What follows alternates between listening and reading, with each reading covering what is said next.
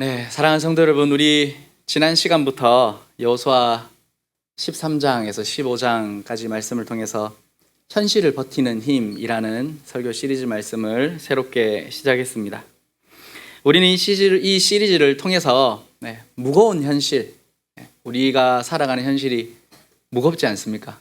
그 무거운 현실 속에서 성도가 버틸 수 있는 힘은 오직 하나님을 신뢰하는 믿음에 있다라는 것을 말씀을 통해서 우리 같이 함께 배워가려고 합니다. 지난 시간에는 기억이 안 나시죠? 미완을 버티는 힘이라는 제목으로 제가 설교를 했습니다. 우리의 인생이 부족한 것이 참 많습니다. 그리고 우리의 인생이 미완성 같아 보입니다. 그러나 그 인생 속에서도 하나님은 일하고 계십니다. 우리는 미완이지만 하나님은 끝까지 완성하십니다. 그래서 성도는 하나님이 우리에게 맡기신 것과 그리고 우리가 하나님께 맡겨야 될 것을 잘 구별해야 됩니다. 그래서 하나님이 주신 기업을 붙들고 이것에 만족하면서 믿음으로 살아야 한다는 것을 지난 시간에 우리가 배웠습니다. 오늘은 현실을 버티는 힘 두 번째 시간입니다. 현실의 요구를 버티는 힘이라는 제목으로 말씀을 함께 나누려고 합니다. 여러분, 우리의 현실은 우리에게 요구하는 것이 있습니다. 매일매일의 현실의 무게와 믿음의 부르심 사이에서 우리는 고민하고 갈등합니다. 가정을 책임지고 또 일터에서 생계를 꾸리고 자녀들의 미래를 준비하는 것은 누구도 피해갈 수 없는 현실의 요구입니다. 그러나 그 현실의 필요와 요구가 우리의 신앙과 충돌하거나 아니면 우리의 신앙을 흔들리게 할 때가 있습니다. 그때 우리는 어떻게 하면 이 현실의 무게도 잘 이겨내고 또 우리의 신앙도 잘 지켜낼 수 있을까? 이렇게 우리는 고민하게 되죠, 그죠? 오늘 본문에 등장하는 요단 동편에 있는 지파들의 이야기가 바로 그 지점에서 시작합니다.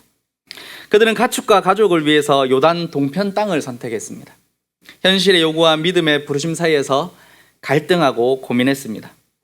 여호수아 13장과 22장에는 이 긴장 속에서 참된 믿음을 가진 성도들이 무엇을 붙잡아야 되는지를 잘 보여줍니다. 그래서 오늘 이 말씀을 통해서 현실의 요구와 믿음의 부르심 사이에 우리가 어떻게 살아야 하는지를 같이 한번 고민해 보면 좋을 것 같습니다. 첫째로, 여러분, 현실의 요구가 있습니다.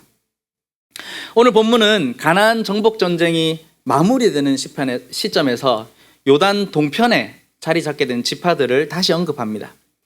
우리가 다 읽지 않았지만 우리가 읽지 않았던 13장의 앞쪽 부분에는 요단 동편을 분배받은 세 지파가 나옵니다. 르우벤 지파, 갓 지파, 므낫세 반 지파, 한유리 지파.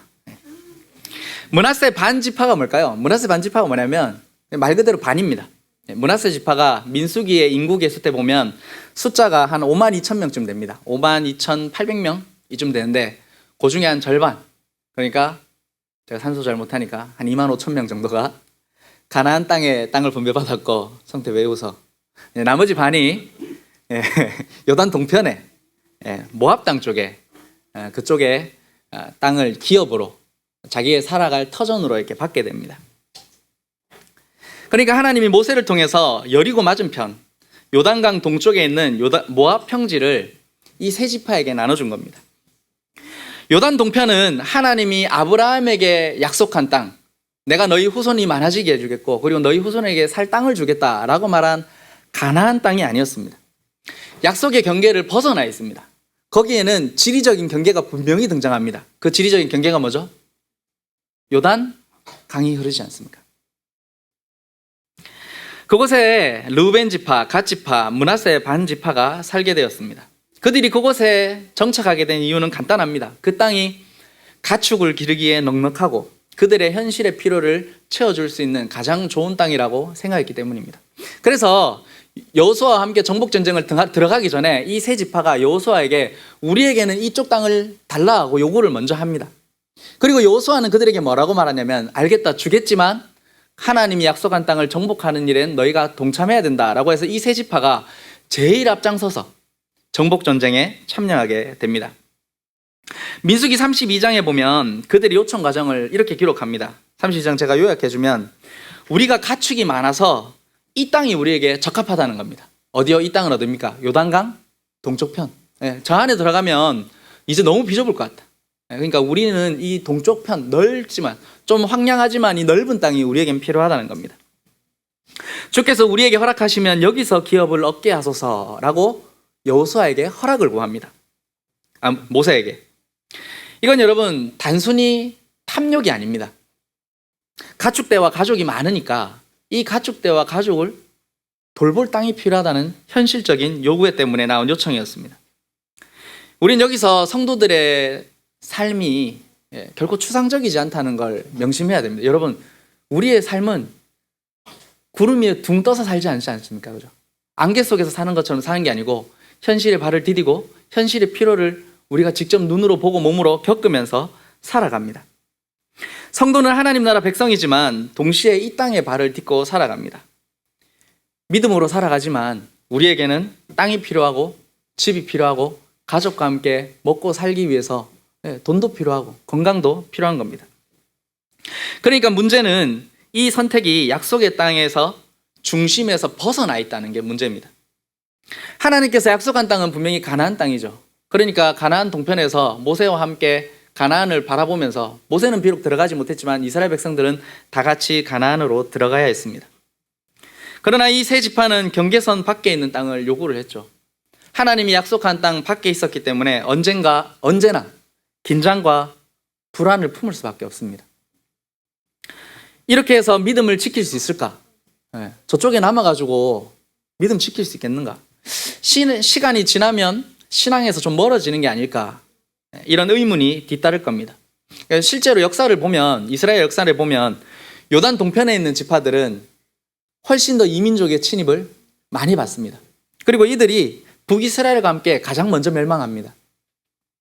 현실적인 필요가 즉각적으로는 보면 유익을 주지만 장기적으로 보면 신앙적인 위험에 훨씬 더 많이 노출될 수밖에 없다는 걸 성경은 우리에게 잘 보여줍니다. 그럼에도 불구하고 이 지파들의 선택을 단순히 불신앙만으로 여길 수는 없습니다. 그들은 모세 앞에서 이렇게 약속합니다. 우리가 당신의 종이 되어 무장하고 선봉에 서서 형제들의 기업을 얻기까지 싸우리라.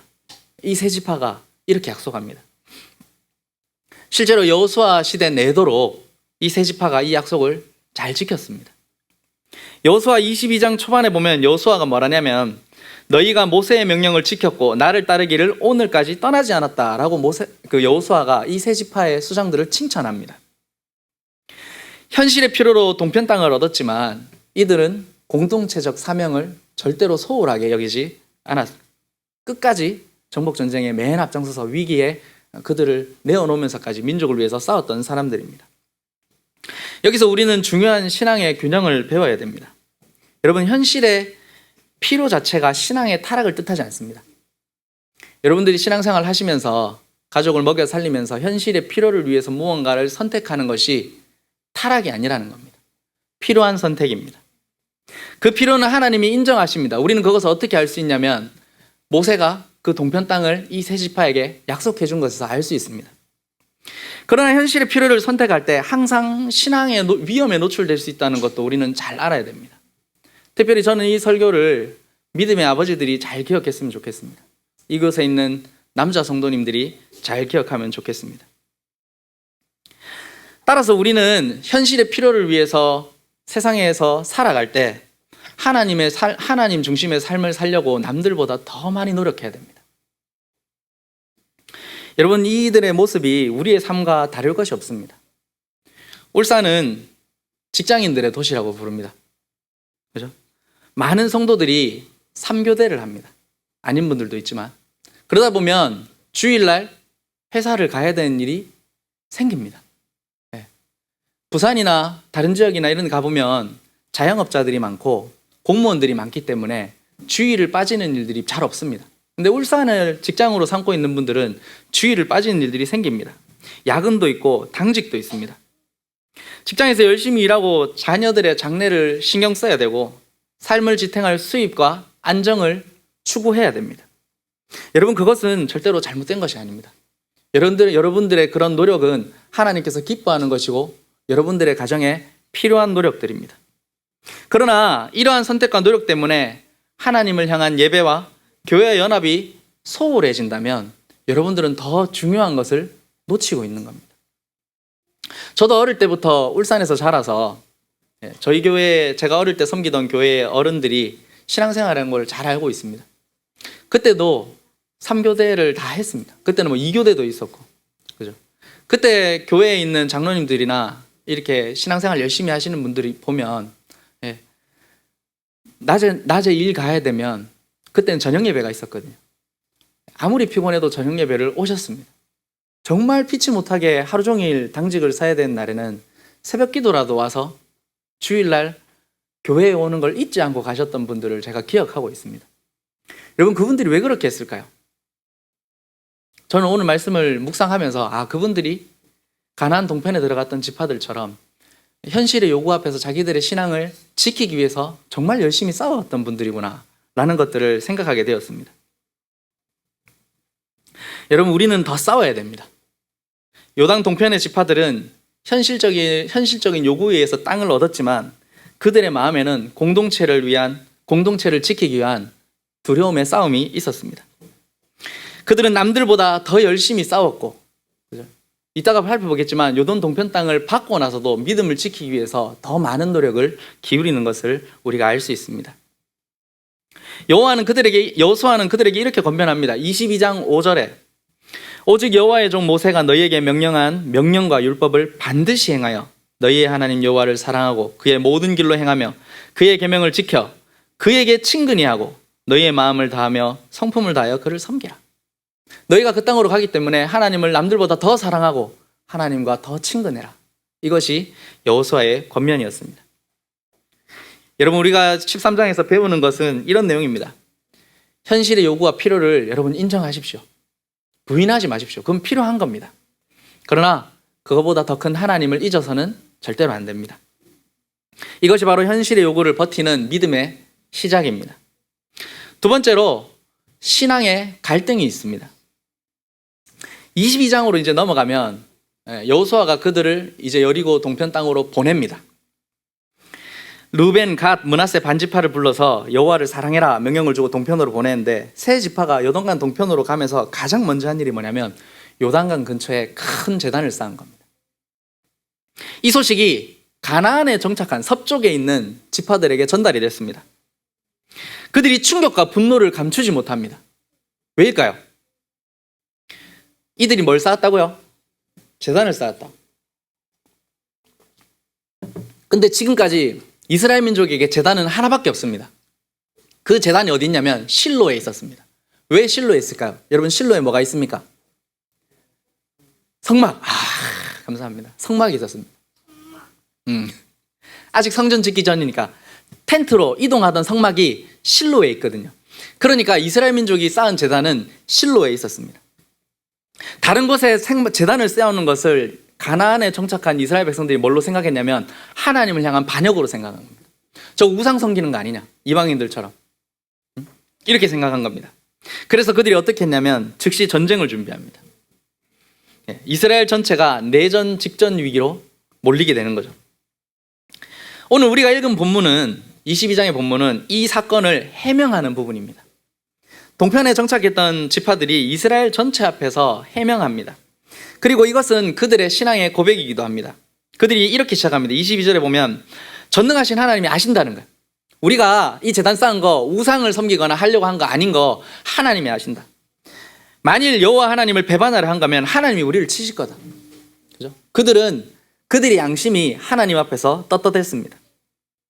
그들이 쌓은 제단은 반역의 증거가 아니라 하나님 중심의 신앙을 지키기 위한 것이었다는 것을 이들이 밝힙니다.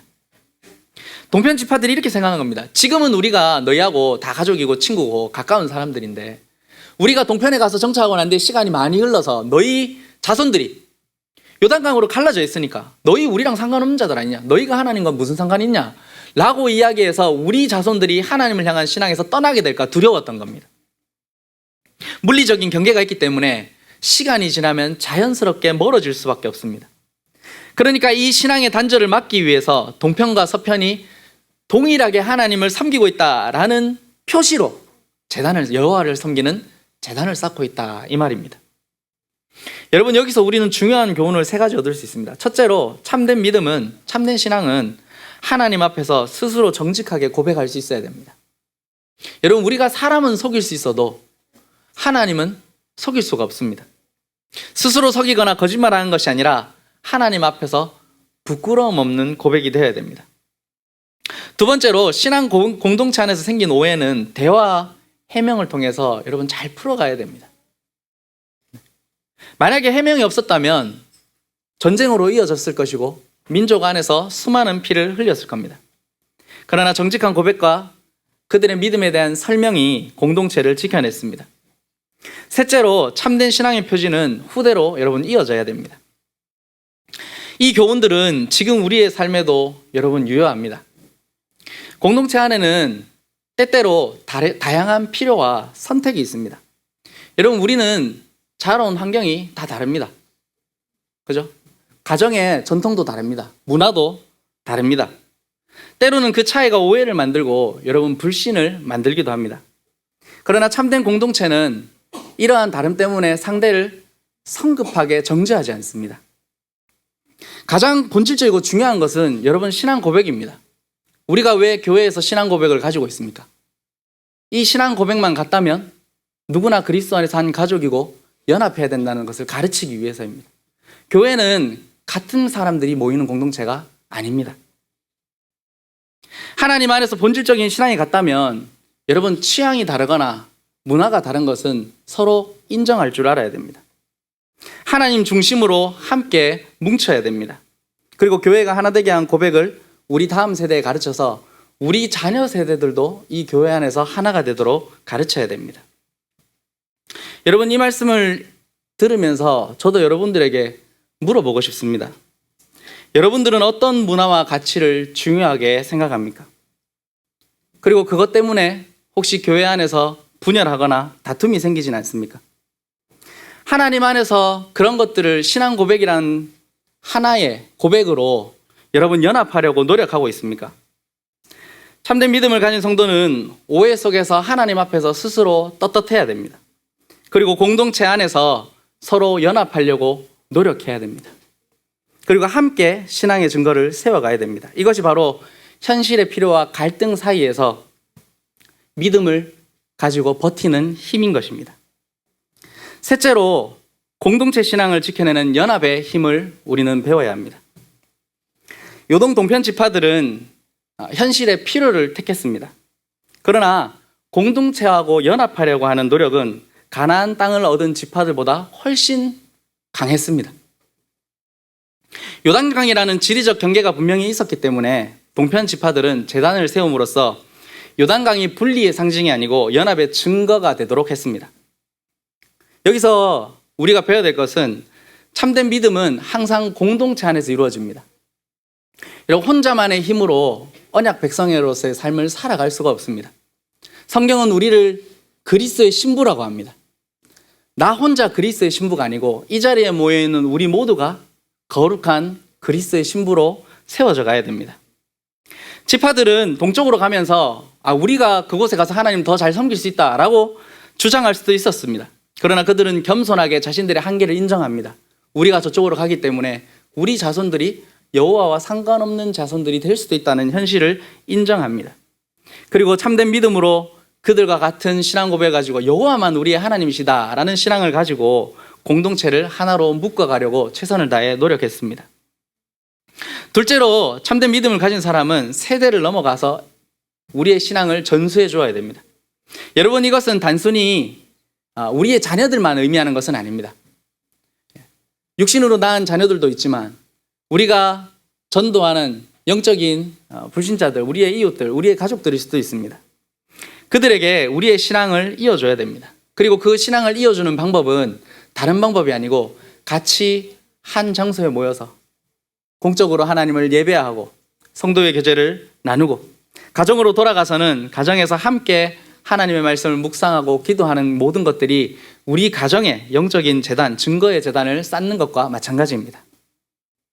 마지막으로 참된 믿음을 가지고 있을 때 분열을 막고 연합으로 이끌어 가야 됩니다. 여러분, 이 사건이 22장의 사건이 공동체가 안에서 전쟁, 분열이 일어나기 직전에 있었던 일입니다. 그러나 이들이 해명을 듣고 나서 공동체가 갈등에서 벗어나서 회복을 경험하게 됩니다. 신화의 공동체는 언제나 오해와 차이 때문에 흔들릴 수 있습니다. 여러분, 지나왔던 교회들을 보면 어려움이 없었던 교회는 없지 않습니까? 그죠? 교회는 항상 내부적으로 여러 가지 어려움들이 생기기 마련입니다. 바울 선생님이 목회했던 고린도 교회도 교회 안에 분열과 어려움들이 많이 있었습니다. 그러나 신화의 공동체는 언제나 오해와 차이로 흔들릴 수는 있지만 진정한 고백을 가지고 다시 뭉치는 힘을 가지고 있습니다. 교회는 건강하게 다시 회복합니다. 왜냐하면 그 교회의 주인이 주님이시기 때문입니다. 우리는 분열하지만 주님은 교회를 회복시키고 다시 하나로 만들어 가십니다. 성도는 각자 자리에서 필요 속에서 여러분 살아갑니다. 직업도 다르고 형편도 다르고 추구하는 바도 다릅니다. 그러나 이 차이가 오해를 만들 수 있지만 참된 믿음은 차이보다 우리를 하나 되게 하시는 하나님을 더 굳세게 붙드는 것입니다. 서로의 고백이 같다면 교회는 그리스도 안에서 연합해야 됩니다. 그 과정이 오래 걸릴 수 있고 힘들 수도 있습니다. 그러나 우리가 정말 해야 되는 일이 그것이라는 것을 믿고 기도하면서 함께 하나가 되어가야 됩니다. 그리고 개인주의가 강한 시대일수록 우리 안에 우리가 하나라는 증거의 재단을 쌓아가야 됩니다. 여러분, 증거의 재단은 우리가 이 교회 안에 무슨 재단을 쌓는 걸 의미하는 게 아닙니다. 우리 안에 우리가 하나라는 표시가 있어야 됩니다. 그것이 무엇입니까? 아까 제가 말했던 것처럼 함께 모여서 예배하고 성도의 교제를 나누고 성찬의 떡을 나누고 주 안에서 우리가 하나라는 것을 이러한 표시들을 통해서 우리는 느끼고 경험해 가야 됩니다. 사랑하는 성도 여러분, 우리의 삶은 언제나 현실의 필요와 믿음의 부르심 사이에 놓여 있습니다. 가정과 자녀들, 생계와 미래에 대한 걱정들, 이러한 현실의 요구는 무겁기도 하고 버겁기도 합니다. 그러나 이 모든 현실에 넘어지지 않고 버티기 위해서는 그 현실보다 크신 하나님을 믿는 믿음이 필요합니다. 하나님은 우리의 현실을 무시하지 않으십니다. 그것을 인정해 주십니다. 대신에 우리가 현실의 필요를 향해서 나아갈 때 우리는 항상 우리의 믿음이 위기에 처할 수 있다는 생각을 가지고 남들보다 더 열심히 하나님 중심의 신앙을 지켜가려고 노력해야 됩니다. 그리고 이러한 노력은 공동체 안에서 이루어져야 됩니다. 여러분, 나는 연약합니다. 사람이 아무리 강해 보여도 홀로는 연약합니다. 그러나 둘이 있으면 일어설 수 있고 셋이 있으면 끊어지지 않습니다. 그것이 성경이 말하는 공동체의 힘입니다. 오늘 이 공동체를 사랑하는 마음으로 여러분들 마음에 증거의 재단을 쌓으시기를 바랍니다. 내가 혹시나 소홀히 여기고 있는 것이 있다면, 교회와 멀어지고 있다면 여러분들의 믿음을 올바로 세우십시오. 오늘 이 말씀 앞에서 각자 결단하시면 좋겠습니다. 여러분, 현실이 버텨야 할 무게라면 믿음은 버티는 힘입니다. 현실이 무거울 때 세상의 방법대로 사는 것이 아니고 믿음의 힘으로 버텨낼 수 있는 모든 성도들이 되기를 주님의 이름으로 축원합니다.